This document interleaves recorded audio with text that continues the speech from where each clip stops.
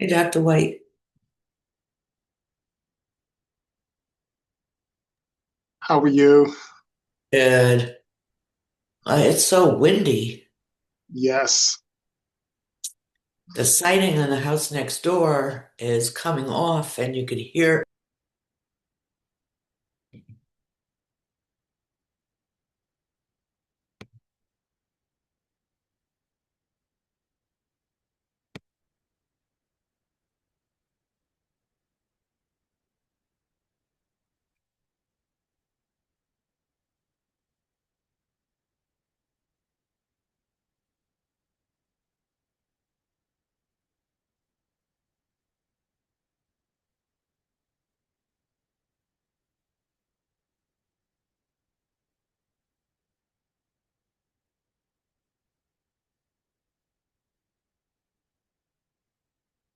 All right, in the interest of time, let's go ahead and get started. I did hear from Dr. Yarborough that he was going to be a couple of minutes late, but I'm sure he'll be able to join us here pretty quickly.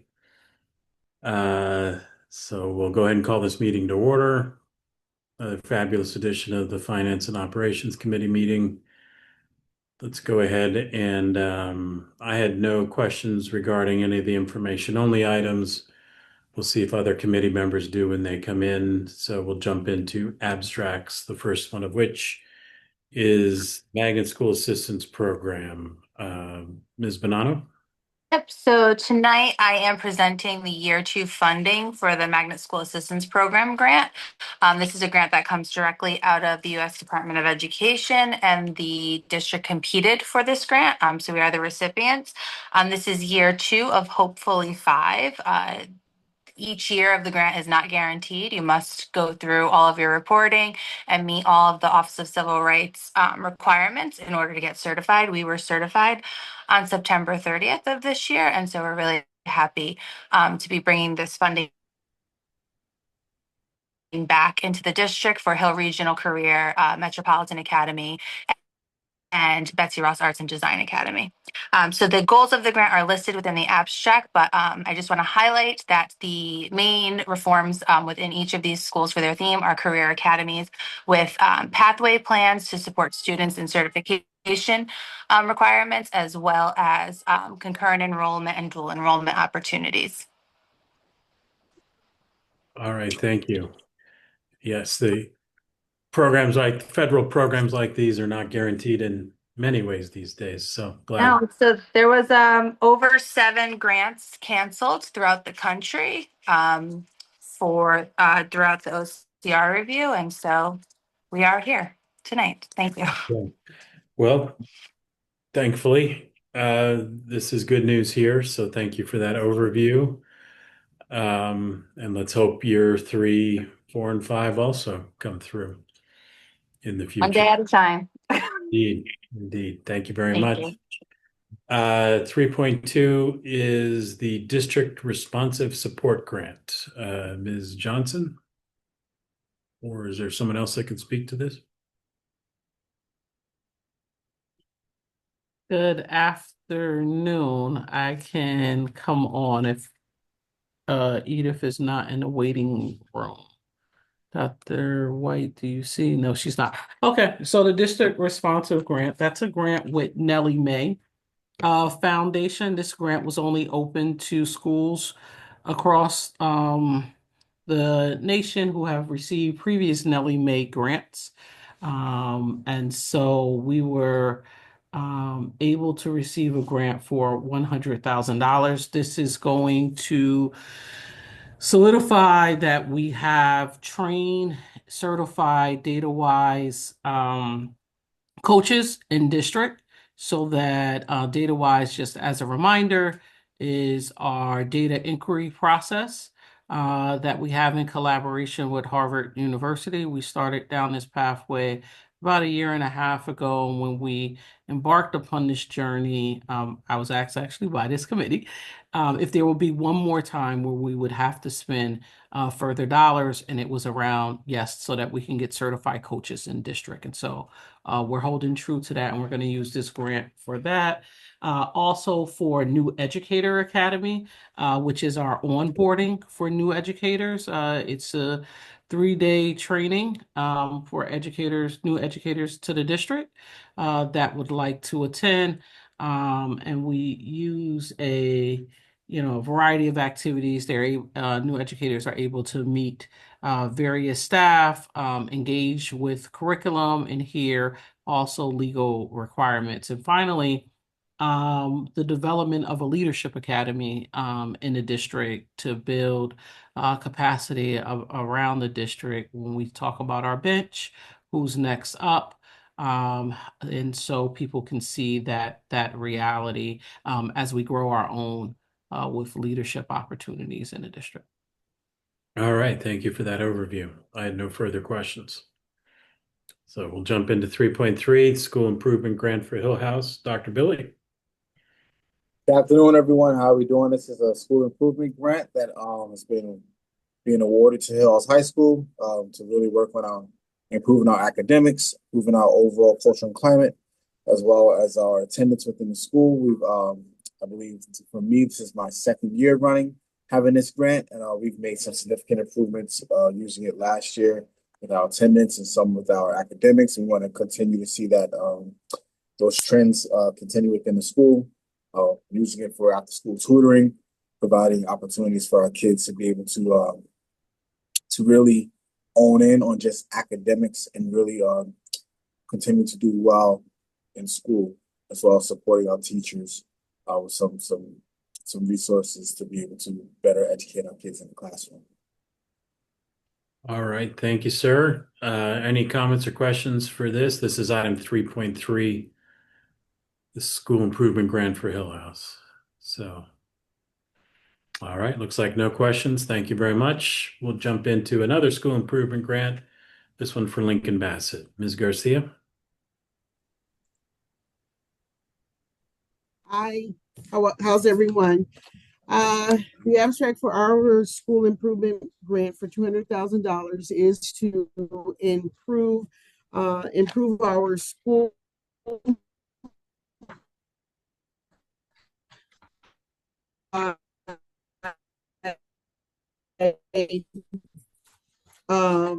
implementing including field trips for our students, additionally take the Ignite program for high dosage tutoring for students, as well as the HMH Performance Suite, which is a support for our teachers in order to properly, or laser-like, I should say, diagnose students in where they are in reading and support their instruction. That can, and of course, supplies for students, academic supplies. All right, thank you very much. Are there comments or Sure. questions? Looks like no comments or questions, so thank you very much, Ms. Garcia. You're welcome. And we will jump into agreements. There is one, the lease agreement with Gateway Partners. Dr. White. Yeah, excuse me.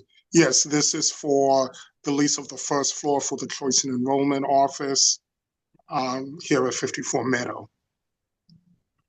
All right, thank you. Comments or questions?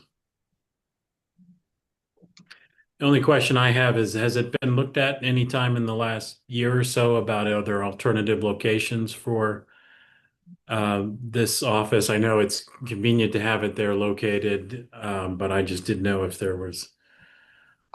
We've looked at some ideas, nothing that's ready for presentation right now, but it's always exploring what we could do to make it more accessible for families. All right, thank you. So hearing no other questions, we'll jump into amendments. The first one is an amendment to the agreement with CREC. Ms. Booker? Hi, good afternoon, everyone. So this amendment is just to remove the amount that New Haven Public Schools will directly pay to the residents with their salary and their stipends, and not what we're going to pay to correct for the credentialing services.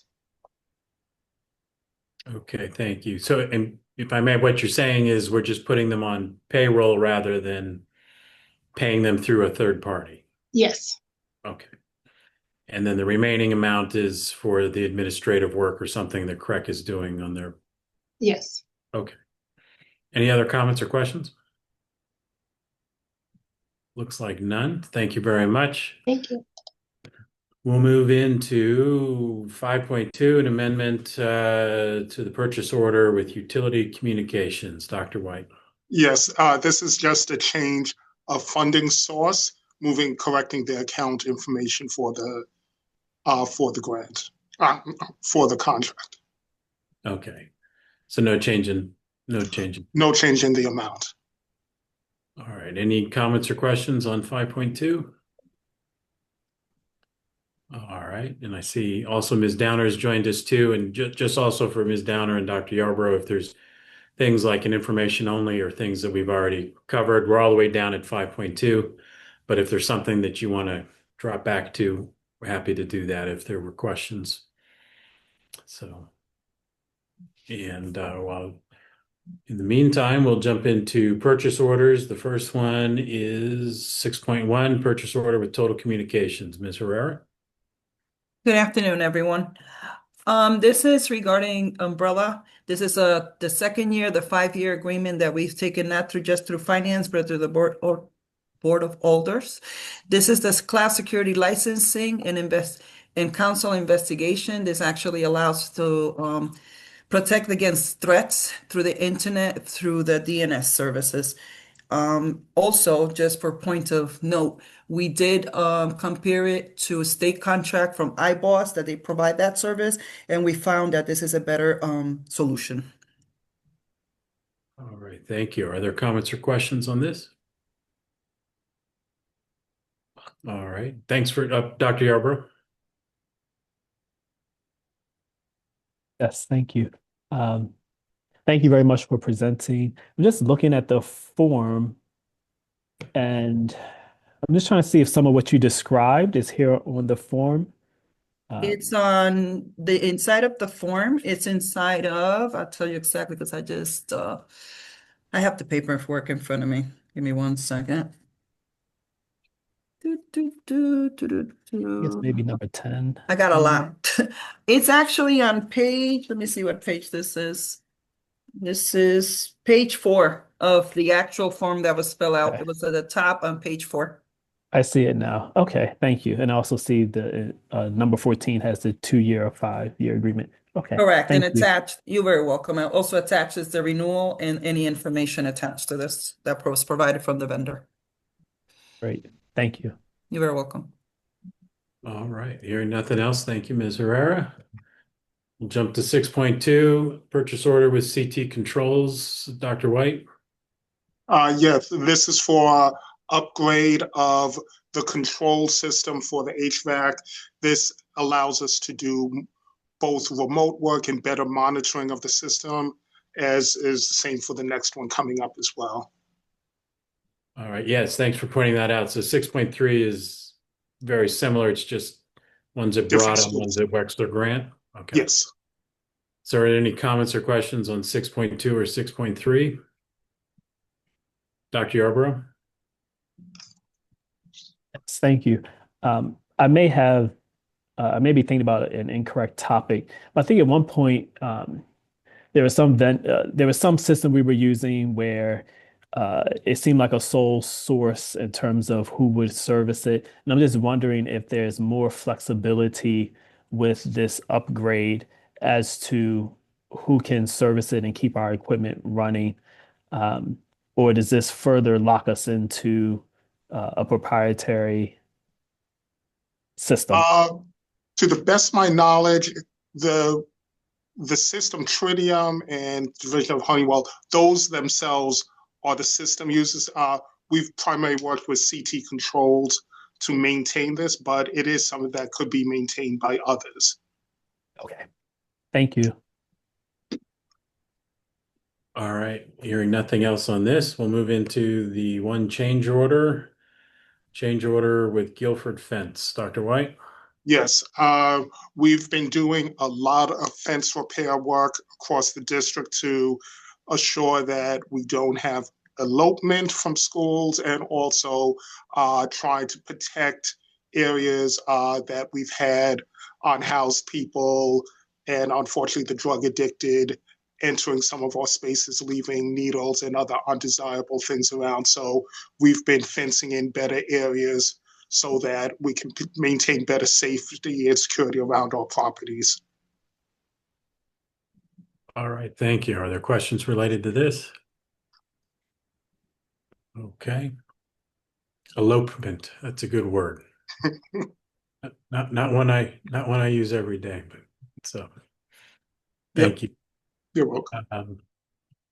Okay, hearing nothing else on this, that's the end of the action items. So unless somebody wants to drop back to pick up and to answer any or get answers to any questions they might have, I'll go ahead and make the main motion here. And that is, I move that we send to the full board these 4 abstracts, 1 agreement, 2 amendments, 3 purchase orders, and 1 change order. Second. It's been seconded. Is there any discussion?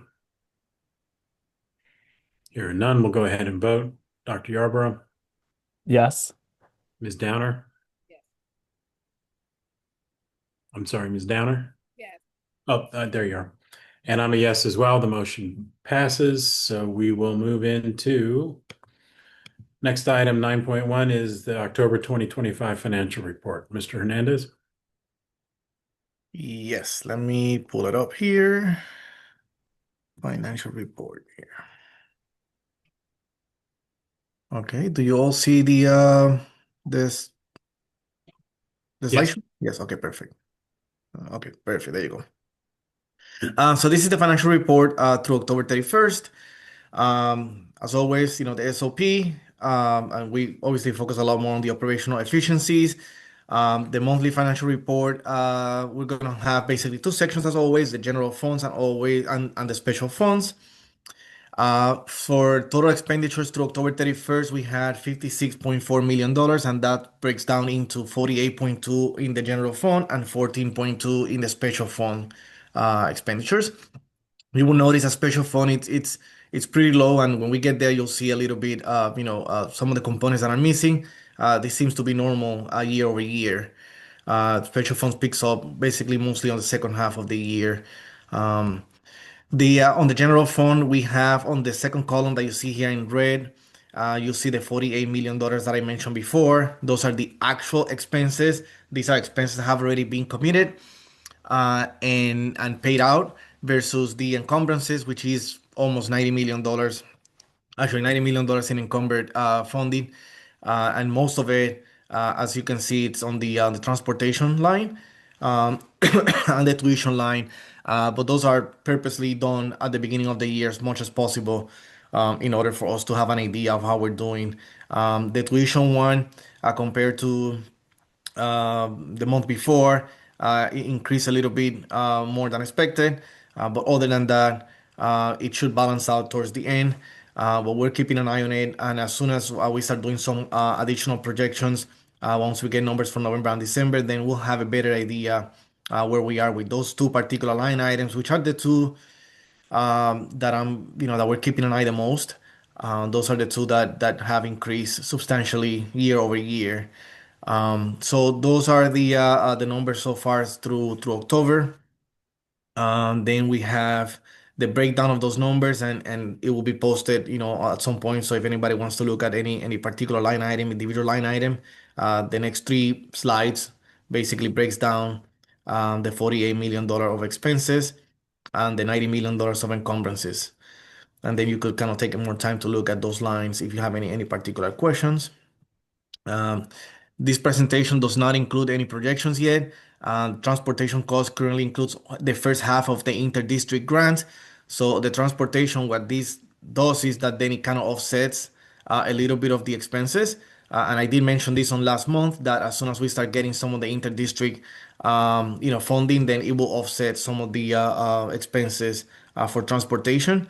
The second half will come in the spring once we submit the new student count that is being transported. This is the special funds financial report. Similar to last month, when you look at the year-to-date actuals, is $14 million out of the 64, almost 65 that has been budgeted for. But again, this 64.8 is not necessarily the amount that we expect to receive at towards the end of the year. This is only what we've been allowed to budget for, how the system works, and with the cities, we're only allowed to budget for those amounts that have been confirmed or are awarded. So there are definitely a lot of other special funds that have not yet been awarded or confirmed. But once they do, the budget will change, and then obviously, then we start spending the money. Then expenses will also change as well. So we have basically $43 million available, but that number should increase as we start recognizing more of the special funds that will be trickling down as we receive those confirmations of those funding and the exact amounts. So this one is always tricky in the sense that we're not allowed to budget until we actually get confirmation. So it's hard to show a real picture. Although than the year-to-date actuals is actually real. The $40 million is actually what we've spent, and the 7.5 is what we can convert out of special funds.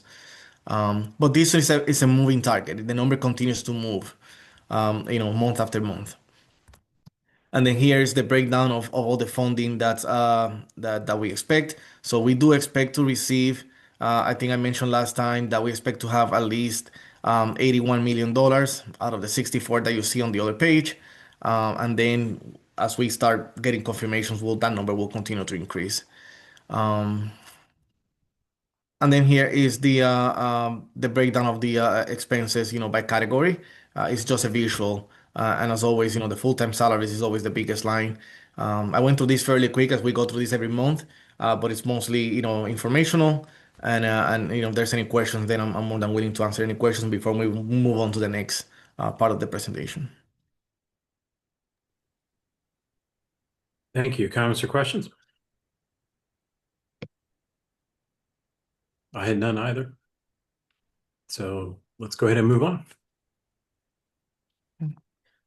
All right, I don't have the agenda in front of me. We're doing mitigation. Okay, so budget mitigation update. So what I will do is that I will speak about the budget mitigation just a little bit. There's not really a lot to say about it right now, except but then I also want to use this opportunity to talk about the budget development as well. I know that last time, there were questions about how are we doing with the budget for next year, and it almost seems like every week I have new updates.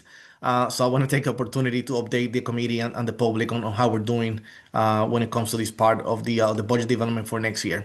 But before I start with the budget development, as far as the mitigation, we are continuously looking at every contract, every agreement that comes through the contract vetting committee to make sure that before it gets to F&O, that it's in alignment with the SOP and also has the right funding attached to it, and that also doesn't create any duplication of services throughout the district, as we've seen that may be an opportunity sometimes to save some money and hopefully help with this mitigation plan that we put in place.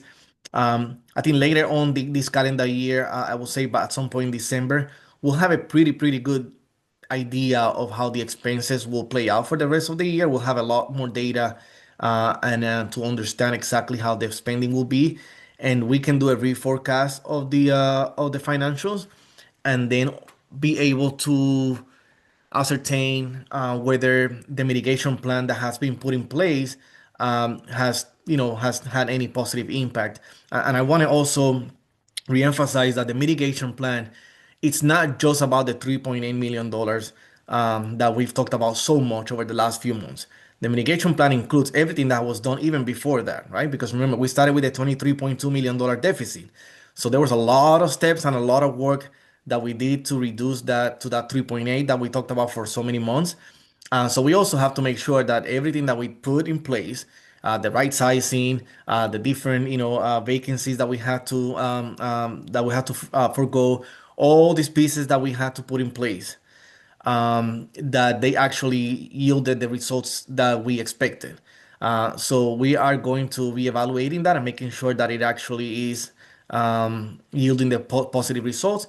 And then in addition to that, then yes, we did have that 3.8, and we also know that we did get approved for that $3 million from the elders of the city. So we had that in the back pocket as kind of like a gap measure at the end of the year in case that we are not able to achieve more savings beyond the $800,000 or about $800,000 that we're not committed to save in addition to everything we've done so far. But the goal is always to be able to save, all the funding that we can so we don't have to, tap into any funding outside of the ones that we've been approved for so far. And that's the goal. And that will continue to always be the goal. So other than that, are there any questions about the mitigation part of it before I move on to the budget development? Any comments or questions? I had none either. Thank you for that. Thank you. So this budget development, I know that I didn't get a chance to update this, but this was a presentation that I did to the principals, the administrators of the schools, on November 5th. And then I will just use this same presentation. I apologize I didn't get a chance to update the heading and the title, but it is the same presentation, but I want to update the public and the committee about how we're doing with the budget development. Again, the SOP is always. If I could just interrupt you for a moment, sometime between now and tomorrow morning, if the information you presented so far could be added to the meeting materials for this meeting would be great. And then also for this budget development, that could also go there under upcoming financial issues, since the budget is a big financial issue. But just so that members of the public and the press will have access to the materials that are presented. Thank you. Sure. Yeah, I will send them to Pat, tomorrow morning or tonight. If you're presenting a new presentation now, we still see the question slide on the Oh, previous. you do? Oh, hold on. Let me see. Let me stop sharing and then reshare again so I could pick up the right one. Do you see now the one that says budget development?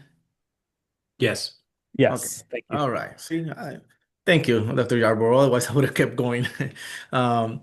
So I would look crazy talking about something else. So FY 26-27 budget development, this is the one that I used on November 5th with the administrators. And based on the SOP and making sure that it's always in alignment with that vision. So this is out of the next three slides it's only three more slides that I'm going to show. I go fairly quick. We'll have more time to go over it as it, once it gets posted. But this is a draft of the timeline of the budget development. The most the part where we are right now, it's obviously we are right on target. Today is November 17, and if you see kind of like on the fourth line there, today was the due date for us to send the school budgets. This is only the school by site, the 39 schools, the budgets for those particular schools. Nothing else about the district, just the schools. And I'm halfway there. I've already sent all the ones at least for 12 schools, and the other 8 are ready to go on my email. So as soon as I'm done with this meeting, I will continue sending those emails throughout the night to get them all out. But I will start at the beginning, and that's where we are today. But at the beginning, we have done everything that's there so far before that November 17 due date. The rosters have already been submitted to us. We use those rosters to start building those budgets by school site. They are now being sent to every principal. Every principal will then get that worksheet, which I will show you on the next slide how the worksheet looks like. They will receive that worksheet. They're gonna fill it out based on the needs of the schools. Once I show you the worksheet on the next slide, I will also talk to you about some updates to that worksheet that has been done since the presentation of this slide. I've made some modifications to improve the worksheet, and I will talk about that as well. Then after this, this week is gonna be spent updating the staff roster for everything outside of the schools, department heads, central office, facilities, any other staffing that's not school based will also be looked at, and making sure that department heads also receive a worksheet for the budget, so that way I can then get those as well. In combination between those and the ones from the school by November 26th, we have all the budgets from every single department, every single school, and then we will be able to then start putting the pieces together, right? Then on December 4th through December 8th, I will schedule Zoom meetings with the different groups of principals. I will probably do it by cohorts. I will do 3 different meetings with divide the principals into three groups according to their assistant superintendent groups, and then meet with them, go over what they submitted on November 26th, and then be able to have a conversation about possible changes, the priorities, and making sure that in finance we understand from the principals directly what their needs are, what the needs of the schools are. One thing that we want to make sure is that we don't make decisions in finance based only on numbers. We want to make decisions based on the needs of the students. And the needs of the students are the ones that will drive that decision making on how we're going to balance the budget. So this shift in the way that how we're going to do this conversation, it's in an effort to create that space to have that conversation. What are the needs of the students based on the principals, feedback, and then build the budget accordingly. And making sure that along the way, as we go to the next 2 or 3 months down the road, that we have a very solid idea of what the needs are. So that way, any decision that we have to make further down the road, that we can protect those needs as much as possible. So there is always the possibility of having to move money around depending on where the needs are and depending on what revenue and what funding we expect to receive next year. But at least we'll have a framework to work with. And it's based on the needs of the students, not based on finance department wanting to make the budget work. Then beyond that, the department heads will also have an opportunity to also have a similar meeting. And then the first draft of the budget will be done that first week of January. And then throughout the month of January, mostly the last week of January, the superintendent and I will go to 5 different sites, the 5 different schools that are geographically spread out throughout the city to have meetings with different stakeholders, PTO, community leaders, parents. So we are scheduling those meetings in 5 different sites where we're going to be having those meetings. So these are meetings that are meant to provide an opportunity for other stakeholders beyond just the principals and the teachers to also have an opportunity to speak about what they think are the priorities and how the budget should be put together based on the needs of that particular community. There's the schools, the students. So just get another set of eyes, another set of of feedback from other community stakeholders. We want to go into these decision making with as much information as we can get. So we're opening this process, for as many people as possible to have input. And that last week of January will be an opportunity for us to hear directly, from stakeholders that are important part of the process. Then the draft of the budget will be presented to FNO that February 2nd. Then the board will receive the same draft on February 9th with any potential changes that this committee may suggest during that day. And then on February 9th, they will receive a draft of the budget.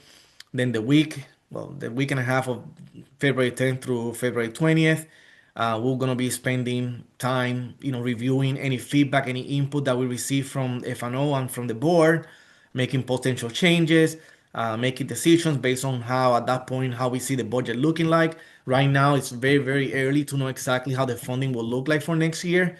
Hopefully, by January, February, we'll have better idea of how this is shaping out to be, so we could then make better decisions.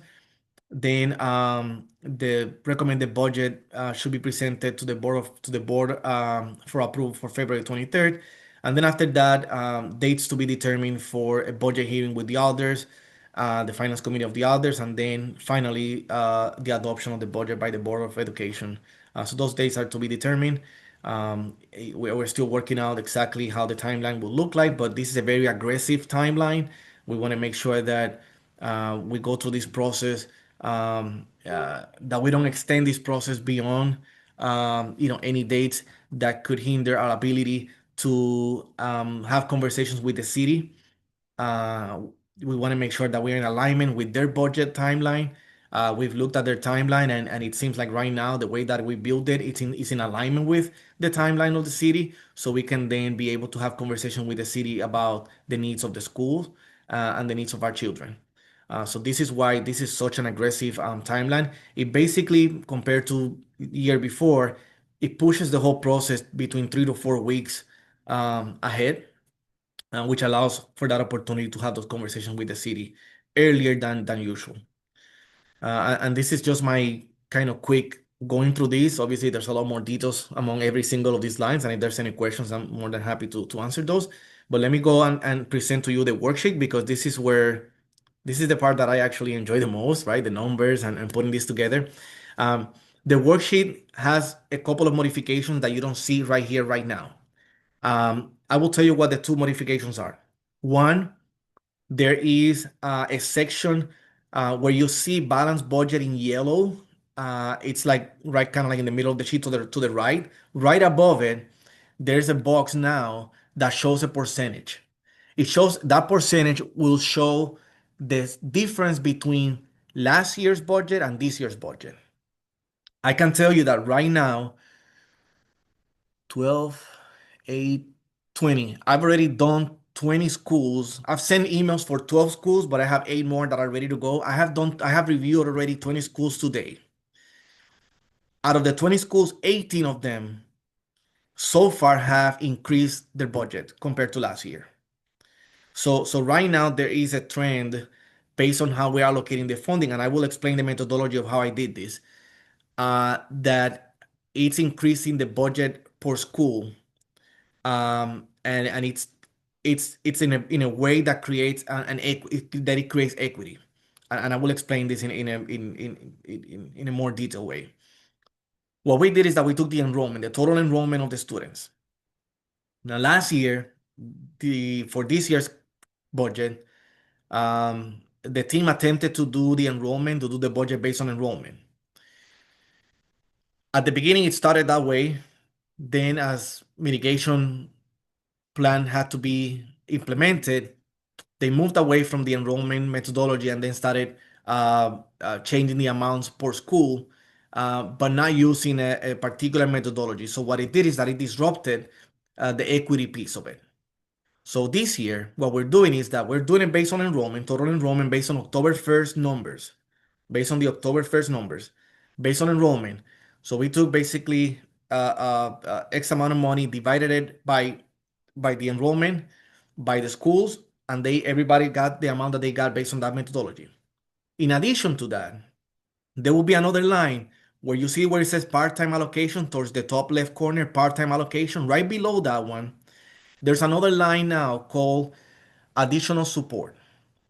That additional support, it's another, it serves as another general fund line for the same purposes, except that it's going to be based on the enrollment of special education students and multi-language learner students.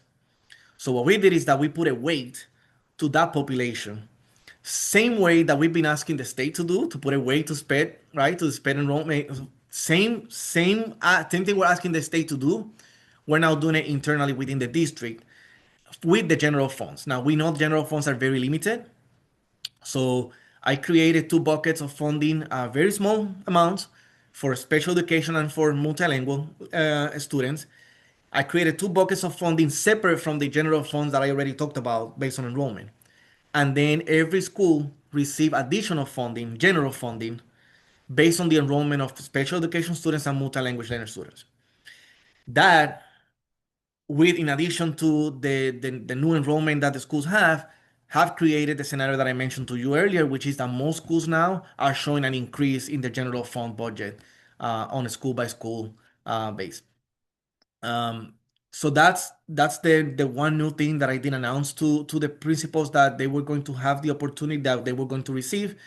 Another change compared to last year is that now principals are going to have a lot more autonomy and flexibility in how to allocate the general funding.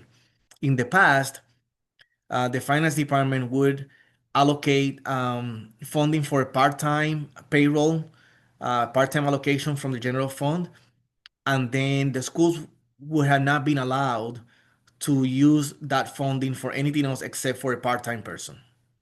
What I noticed this year is that there are schools that that their needs are greater in other areas, where they've basically been asking, can we use this funding of the part-time person to for other areas that we need support, since we don't need this part-time person here, we don't need this particular role in the school right now.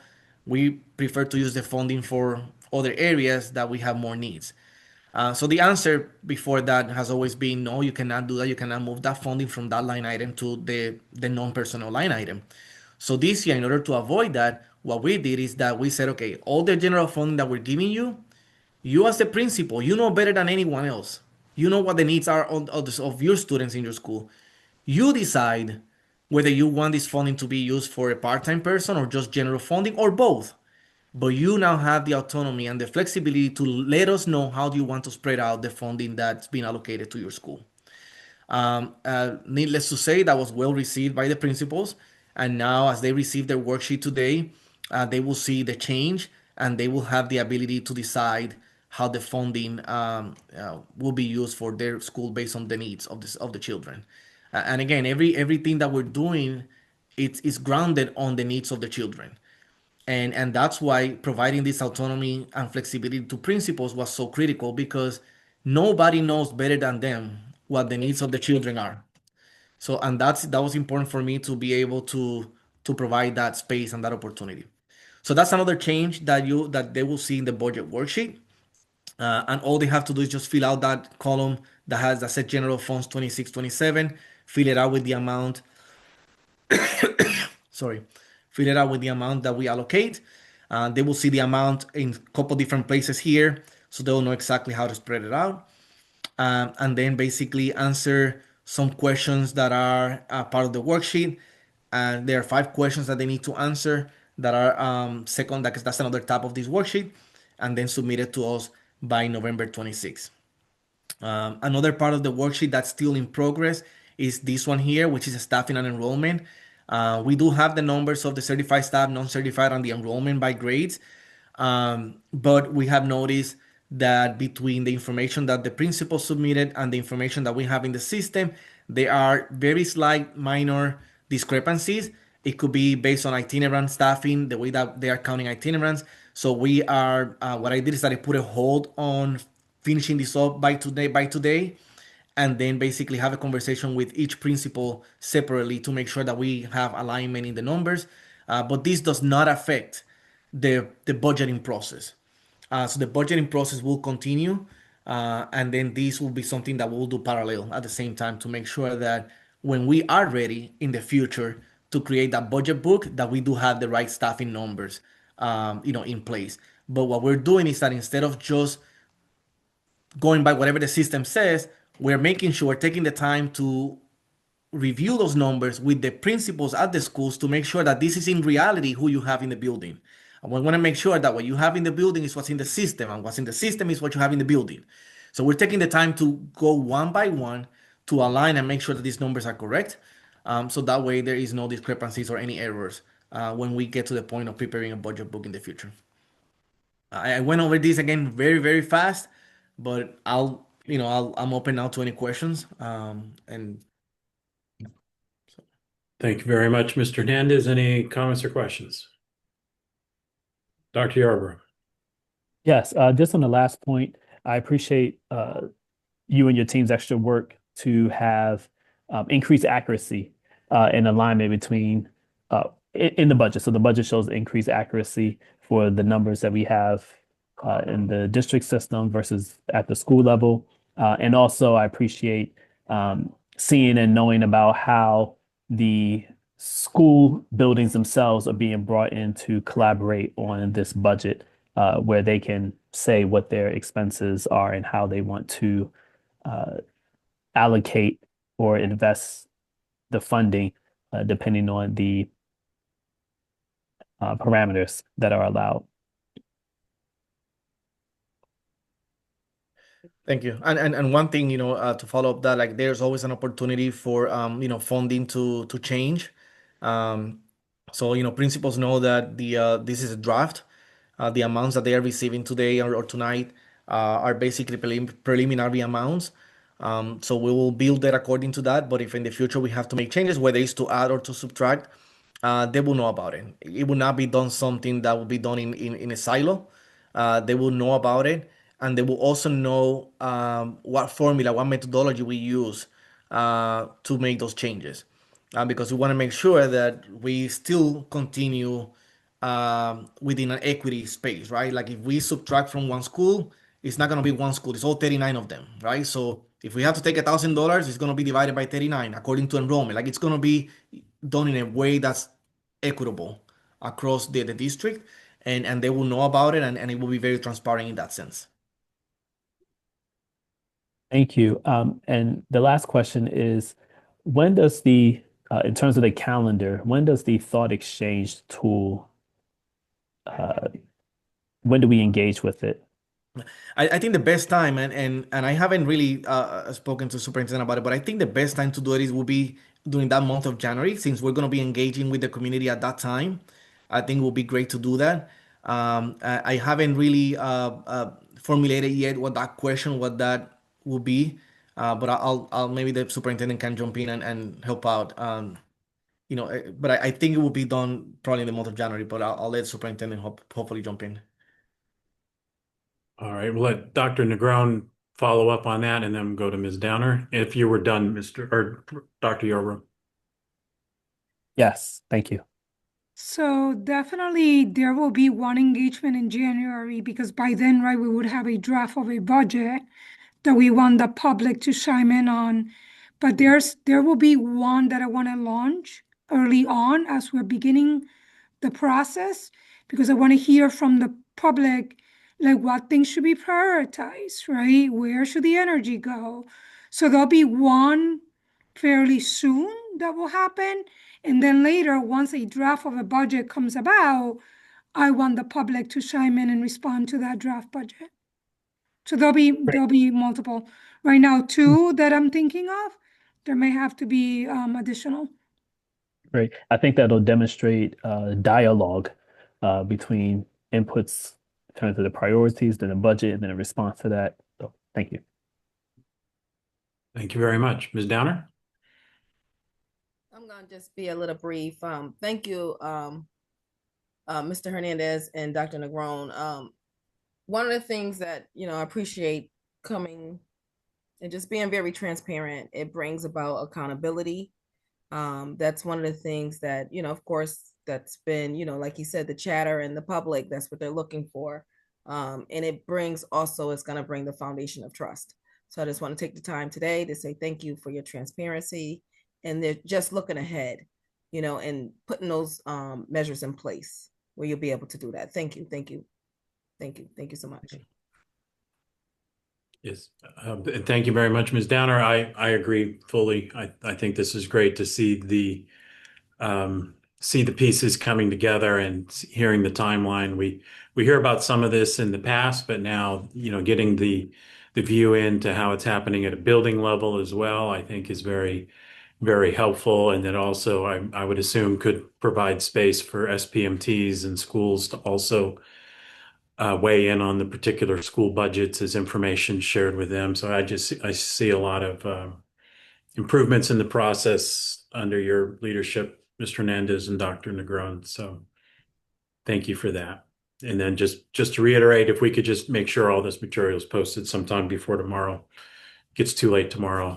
I imagine people might be interested in doing that or seeing the presentations that way. Anything else on this item? Oh, Thank you. I imagine this will continue to be an ongoing item. We're going to be hearing about it every meeting, probably from now till March at least. So thank you. Hearing nothing else on this, we'll move into 9.3 is the Green Bank electric bus presentation. And I think we'll start with Dr. White, who Yes. can bring in whoever you need to for this. Yes. Good evening again. As we know, we've been working towards electrification of the fleet. We've begun discussions with Green Bank, getting some information about the work they do, and want to provide an opportunity for Kevin Moss to give a brief overview. Again, there's still many steps we have to take. First student is still working on the electrification plan, but again, this is a step in this process. And I'll turn it over to Kevin at this time. Great. Thank you, Dr. White. Can you hear me okay? Yes. And you can Perfect. share your screen to present anything. Awesome. Yeah, I'm gonna go ahead and do that. Perfect. Can you all see this? Okay. Yes. New Haven Public Schools, electric school buses. Yes. Perfect. Awesome. So everyone, thank you so much for the time tonight. I'm very excited to be here. I'm Kevin Moss. I'm the Senior Manager for Clean Transportation at the Green Bank, and I'll be discussing electric school buses in general, but also the new accelerator program that we have, which is essentially a free planning service for school districts in Connecticut to get their arms around tackling the challenge of school bus electrification. So for those folks that don't know, the Green Bank, we're the first state level green bank in the country. We were established in 2011 as a quasi-state agency here in Connecticut. And we essentially use limited public funds to de-risk various clean energy investments that can be solar, that can be energy efficiency in buildings. And by using a small amount of public money, we're able to bring more private capital into the space and help these technologies scale. Over those 15 years, we've used about $400 million of public money to invest $3 billion of private capital in Connecticut. In terms of our goals, I just mentioned the leveraging limited public resources side. I'd say that the goals that I work on at the Green Bank are much more in the middle and the right columns here, which in terms of pursuing investment strategies that transform markets like school bus electrification, and then also doing a lot of work to strengthen Connecticut's communities. And we see a big opportunity with air quality and public health to do good with electric school bus deployment. So just to give folks a little bit of background, in 2022, the state of Connecticut passed a state level Connecticut Clean Air Act, and there were a whole host of electric vehicle deployment requirements contained in that law. However, the most ambitious of those pertain to school bus electrification. So the full statutory text is on the screen here, but the long and the short of it is that by 2030, currently all of our environmental justice designated school districts are required to deploy fully electric school bus fleets by 2030. And then we have a 2040 statewide requirement as well. And there are various state grants from the Department of Energy and Environmental Protection, the Department of Economic Community Development that can help defray those costs. And then Green Bank financing can be integrated to the mix as well to lower costs. And like I mentioned, we see a big public health opportunity with deploying this technology. This was really the overall backdrop for why this legislation was passed a few years ago. But I did want to just share the latest data in terms of Connecticut air quality. Unfortunately, Connecticut does have some of the worst air quality in the country. 4 of our 8 counties receive an F for smog persistence from the American Lung Association. That does include New Haven County, unfortunately.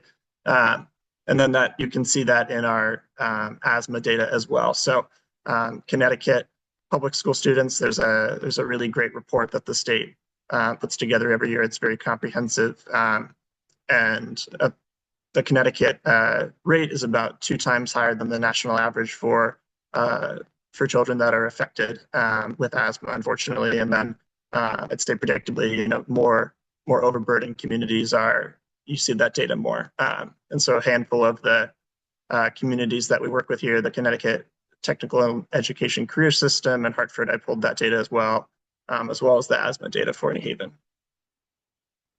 So just wanted to set that context.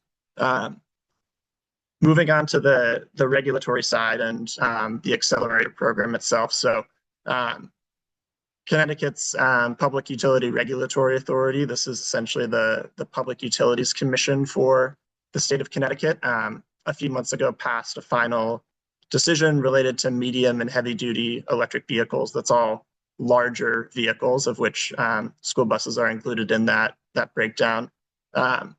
this was a decision that was really focused on school buses and transit buses, and it essentially looked at what infrastructure incentives could be made available to support the deployment of these technologies, how the electricity costs should be priced for these specific vehicles, and then there was also a technical assistance planning program that was adopted, and the Green Bank has been selected by PURA to administer this program. So that's what brings me here today.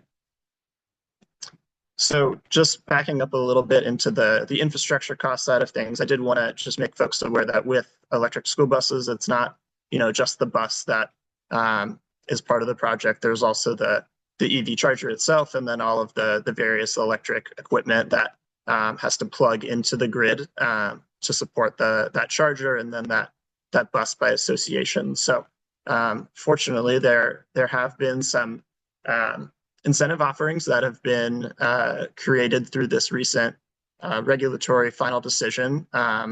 To simplify things, essentially, there's going to be 2 projects in Eversource territory and 2 in United Illuminating territory. That United Illuminating is New Haven's electric distribution company.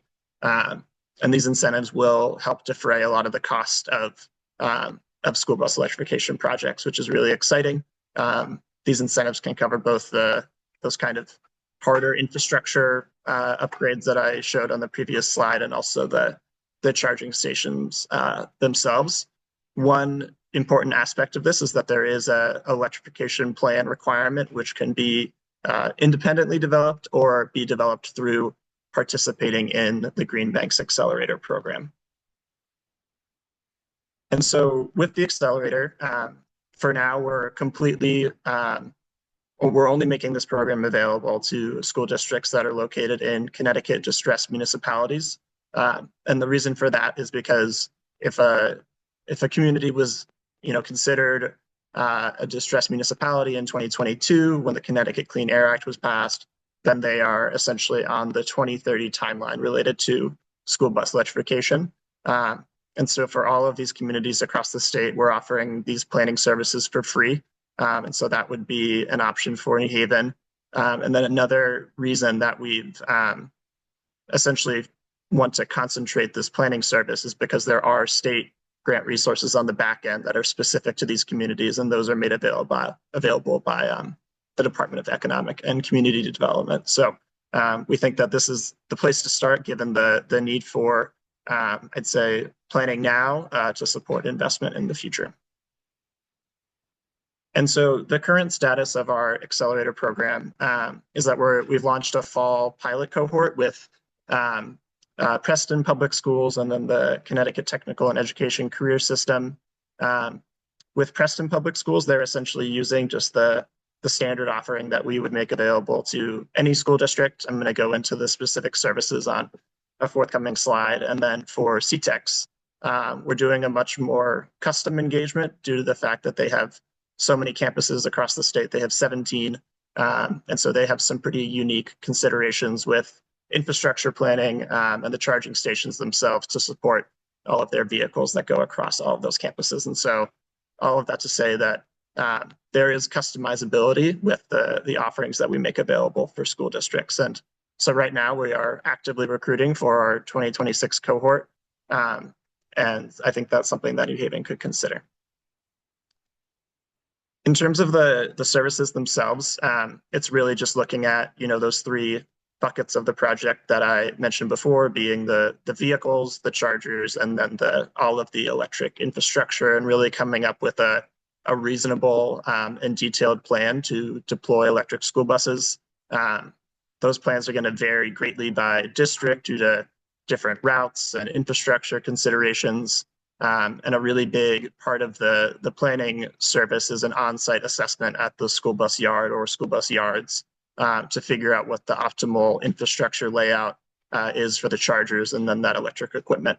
And then at the end of the process, the district will receive a district-specific roadmap to support electrification. And that is something that can serve as both a plan, but also a funding access tool. And so if, New Haven or First Student were to apply for EPA funding, that's something that you all could append to your application to show that, this is a project that's been really well thought out and considered, and essentially make your ask more competitive. I just wanted to include one brief slide here on the front end planning process. So in terms of responsibilities for the district, there's essentially just a kind of an initial data dump that needs to happen. And so the Green Bank and our contractor CalStart would work with both First Student in this case and some of the facilities folks or transportation managers for New Haven Public Schools itself, just to get some of this kind of baseline data into the system. And then from there, it's relatively hands-off for the district. And there's the option to do kind of regular check-in meetings. But in terms of the engagement itself, it's sort of a hands-on process to start with all that data input. And then from there, becomes a little bit more hands-off. And then taking things to the back end, the Green Bank thus far, we're in the loan closing process with 2 school bus providers here in Connecticut, one with Hartford Public Schools and then the other with Branford Public Schools, for both investments that our board has approved and we're in the loan closing process for. We're essentially braiding together Green Bank financing with federal grant awards. And so in Hartford, they've received about close to $10 million from the EPA, and they're using a smaller amount of Green Bank financing to kind of top up their final project costs. In Branford, this is a much more involved project. This is a full fleet deployment. So Zoom and Branford will be deploying 49 electric school buses for next school year. So this is a really big project. In Hartford, there will be 25 buses deployed. And so we can work really collaboratively with both the school bus operator and the district to essentially optimize the use of grant funds and low interest financing to make the project be as realistic and cost effective as possible. And then in terms of New Haven itself, I think there are a lot of unique factors for the New Haven Public Schools school bus system. It's obviously an incredibly large fleet with over 300 buses. You all have long-term contract certainty with First Student, with option years until 2030. There's an electrification planning requirement in the contract itself for First Student to deliver to the district. And then as well, First Student has applied for a grant with the EPA, which is coming up on a year now of that sort of sitting in limbo. So I think there's a lot of uncertainty, but also a lot of opportunity to dive into planning in this current moment. I think one opportunity is that there has been planning work done by First Student already, and there could be opportunities to build on those efforts. And then there's also the aspect of this kind of planning to funding pipeline that I've been talking about with both infrastructure incentives and state grant funds. And so I think all of this points to a process of more conversations needing to happen, but there being opportunity to work together. So I'd say our suggested next steps on the Green Bank side would be to organize discussions between New Haven Public Schools, First Student, and the Green Bank to figure out what sort of engagement here could make sense. We really don't want to be duplicating work that's already been done. We want to be adding to it and creating that investment pipeline that I've been talking about. And then we do have an accelerator agreement form that we can send around for the board's consideration. And then in terms of timeline, we're planning to launch our next cohort, which we're targeting to have 3 or 4 districts included in the early part of 2026 after winter break. So I know that was a lot, both in terms of school bus electrification itself, but also the Green Bank's planning program. So I'm happy to answer any questions that folks have. Thank you. Yes, thank you very much. Any comments or questions? Ms. Downer?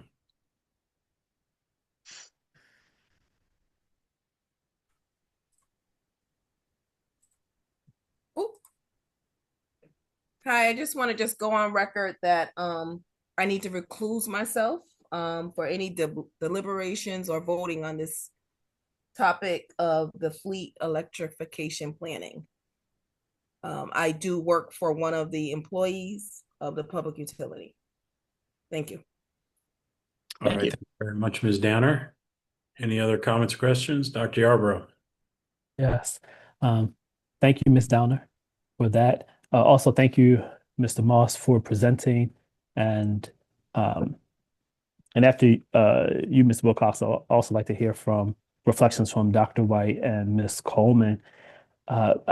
This is a topic that's been of interest to me for a while, so I really appreciate a conversation before F&O that brings together some of the acknowledgement and identification of some of the moving pieces as it relates to bus electrification.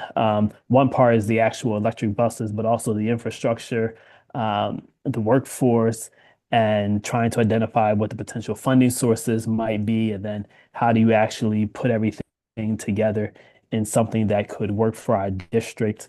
So I'm pretty excited that we're having this conversation.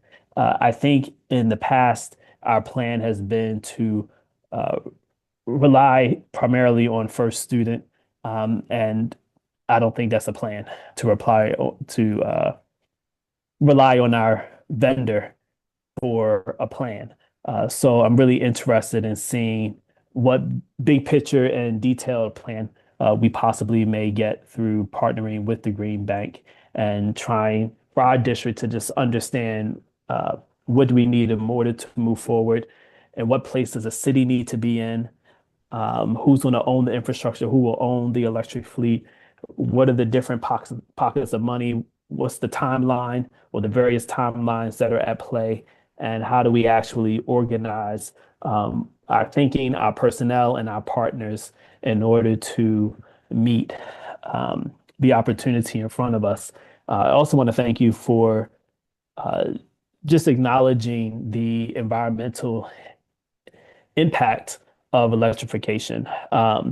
Working with electricity has its own environmental impact, and you also brought up in terms of um, air quality where our city sits and the number of our students. It doesn't necessarily include faculty and staff, I don't think, for the numbers, but the number of our students who experience asthma and navigate that in our district.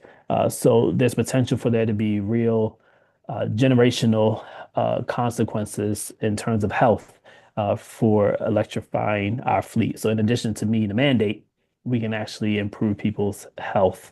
Um, so I guess I do have a question for you, Ms. Moss. And the question is, in terms of if the board wanted to move forward and try to be considered for the 2026 cohort that would begin in early 2026, do we have enough time between now and then to put in whatever application is needed or to have whatever conversations are needed um, for us to be a part of that timeline? Yeah, absolutely. I'd say frankly that you all are the furthest along in terms of considering this idea. I'd say that once we kind of have the green light from the school district side, things can move relatively quickly. I think there's a 3 or so page agreement form that the Green Bank has developed to essentially confirm participation and agree to some of those early work stream aspects in terms of providing the data and just being available so that we can do our thing and just get the information that we need to do that analysis.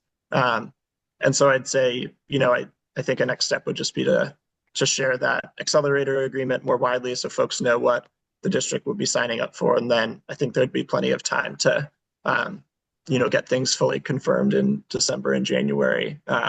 And then I know that we do say like, oh, it's a cohort. We're looking for this many districts. I think in terms of our contractor, CalSTART, they don't necessarily want all 4 districts coming to them at once and then working through all that data at once. And so that it can be staged and kind of customized to when makes the most sense for the district. The cohort is more of a organizing and recruitment tool on our side. Okay, great. Thank you. And just one follow-up question. What is Green Bank's experience working with transportation vendors in order to get the collaboration needed for something like this? Mm-hmm. Yeah, it's been really positive thus far. I'd say the main aspect is that they're just happy someone's trying to help. I think we hear a lot of anxiety from districts around the 2030 and 2040 requirements, and the school bus operators feel those as well. And a lot of these, I think First Student is uniquely experienced in this space given their size, but the provider that we're working with in Hartford Autumn is, that's more of a small business, and them figuring out all of this all of the complexity of electrification is not in their standard skill set. And so they're mainly just appreciative that someone's trying to help and provide them with investment that's both fair to them and fair to the, the ratepayers and taxpayers in this state. So thus far it's been exciting and collaborative, and we've been, I'd say, well received by the school bus operator community. Thank you. Thank you, Mr. Wilcox. All right. I'll just add to that.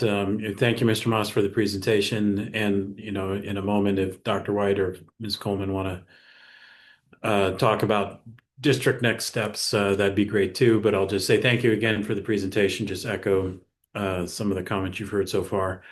I think that, anything that helps us move on this, I think is useful to look at to the fullest and try to take advantage of it. The board has instituted a climate resolution where we wanted to be exploring these and move towards electrification, zero emissions for transportation. As Dr. Yarborough mentioned, New Haven is, I think, we're in the top 10 in the nation, if not the top 5 for asthma prevalence rates.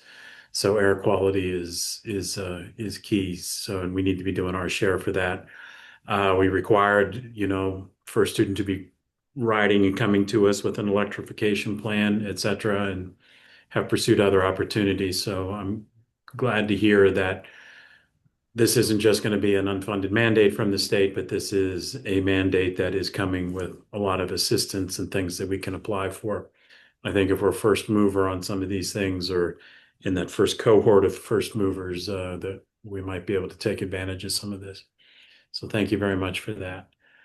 Dr. White, you want to? Yes. So exactly, our next steps is engaging with first student, looking at a plan. This is a great time of opportunity for this also, because with the change in some of the players at first student, I think this is a good time to have space that can actually actuate this plan, because again, we've asked the vendors to do it. It's in their space, but there's still lots of pieces to this. So that's part of the direction once you're going into taking the steps to make sure to finish doing our due diligence so that we can move forward as much as we can to meet this requirement. All right, thank you. To that end, would it be good for us to add to the agenda, maybe in the second January meeting, just an update on electrification efforts, or is that? Yes. Because it sounds like that would match with the timelines that Mr. Moss was talking about in terms of their process and so on. Yes. Reasonable? That would be reasonable, and if any necessary action can take place at the January 26th board meeting. Okay. Of course, if there's developments that happen before then, we can add it to an agenda, yes. Obviously. Dr. Yarborough? Yes, just want to see if Ms. Coleman wants to share. I know that you're at the helm of our transportation, leading things. Any reflections or? Just did not want me to be quiet tonight, did you? I did not. Here. He was trying there. He was trying. I have gentlemen that speak quite well. I am at the meetings. We are meeting, trying to make sure that this moves along. Dr. White alluded to the fact that we do have new management at First Student.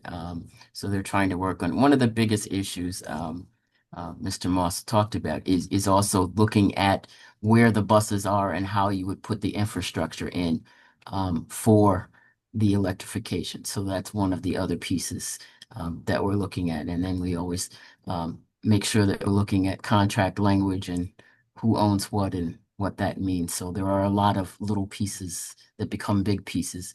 But Kevin and several of us are meeting and doing quite well, I think. And I appreciate all of his presentations to smaller groups and to larger groups. And my car is electric, so I kind of I'm working on this. I understand pieces more than we've had some interesting conversations about batteries. Thank you, Ms. Coleman. Dr. Negron? I just wanted to thank Kevin Moss for the presentation today. And I think what I see here is the opportunity for us to move this work forward. It's not often that one has an entity that is willing to partner with you at no cost to put together a roadmap. So that is the piece that excites me most. Often, right, you hear me speak about the fact that sometimes we don't have capacity. But here again, through a simple agreement to be part of this cohort, we could get the services to ensure that we have experts putting together a roadmap for us. So I am strongly encouraging us to take a look at that agreement document to see if we may become part of this cohort for 2026. Dr. Yarbrough. Yes, thank you. To add on to the work, but not to slow down the work, just to follow up on something Ms. Coleman said, in terms of infrastructure, I remember something I was reading a year or two ago, and it was related to maybe, well, certainly a need around workforce development for when the infrastructure is in place. Um, and I wonder what are the opportunities for training in this field, particularly for our students in high school, and then also for New Haven residents. If there becomes, or however there can become, an opportunity to wrap in that education or that training, I would very much be interested in that coming before the board and seeing how we can explore it and partner with it. Because it's just a new field or it's a growing field, and being able to get trained students and graduates and New Haven members in that could be a really great opportunity. So I'm in favor of that when and if it comes up. Yeah, Dr. Yarber, I think that would be a great thing to prioritize as part of the discussion process and then the longer term work if it turns into that. And I think something unique we could bring to the table in terms of informing those efforts is the strong relationship that we do have with CTEX. And I think that they've started to get their hands around, curriculum and programs to, support students that want to enter the electrification space or become an electrician or work in the clean energy ecosystem overall. So I think there could be some natural synergies we can tap into there with the folks we know at CTEX. Great. Thank you. All right. Anything else on this? All right. Thank you again, Mr. Moss. And I trust that as this moves forward, if there's things that need to have board approval beyond already the mandate from the board from the climate resolution and previous actions, that you'll keep us apprised, Dr. Negron, on that. So currently, it sounds like this is informational and updating us on the plans as the district is moving forward on already the things that the board has already provided approval and mandates for. Dr. Yarbrough, did you have something else to add? Yes, Mr. Wilcox, I'm wondering what you think about to upload some version of the presentation or a draft agreement or something that the rest of the board can learn from and react to.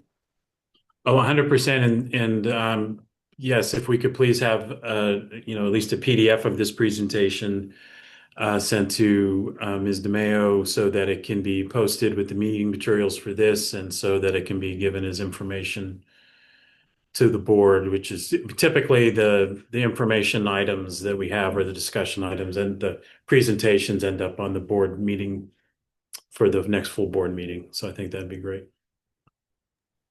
Yep. Yeah, I'm happy to send over a PDF of the slides and the accelerator agreement itself. All right. Thank you. If there's nothing else on this, the last item is the data sharing. I had suggested some language which was posted, and I heard from Dr. Yarbrough in addition to that, and I think probably the best way forward on this is if we could just make sure that the added language is not going to that the district, if Dr. Negron, if you and your designee, Mr. Nguyen, or anybody else we could just make sure that that isn't going to create any undue hardships that you want to discuss. And then I think the next step would be just to add it to a clean copy of the policy draft so that we can vote on it at our next meeting and then send it to governance for their review. I'm fine I had no comments on what Dr. Yarbrough had sent by email. It seemed fine to me, but I just want to make sure that district staff can take a look at it since it did come in kind of late today just because of scheduling and things. So, but if we could do that, then it sounds like the next thing would be just so we vote on this at our next meeting. And if anybody else has any comments, please let us know. So, all right. If there's nothing else, if there's a motion to adjourn, that'd be good. So moved. It's been moved. I will second it. Second. Okay, Ms. Downer seconded it. We'll go ahead and vote. Dr. Yarbrough, Yes. Ms. Downer, Yes. and I'm a yes as well. We are adjourned. Thank you very much, everyone. Thank you, everyone. Have a Thank good you.